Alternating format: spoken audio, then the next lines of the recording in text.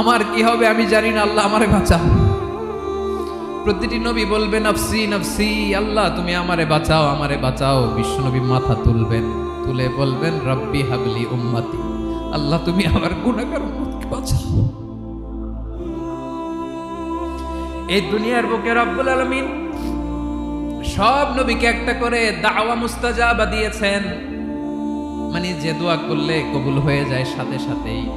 দাও বিহা, দুনিয়ার সব নবীরা ওই দোয়াটা দুনিয়ায় করে ফেলেছে। সব নবীকে আল্লাহ একটা করে দোয়া দিয়েছেন, নবী দোয়া করলেই কবুল। সব নবীরা ওই দোয়া করে ফেলেছে দুনিয়াতে। বিশ্বনবী বলেন আমি করি নাই।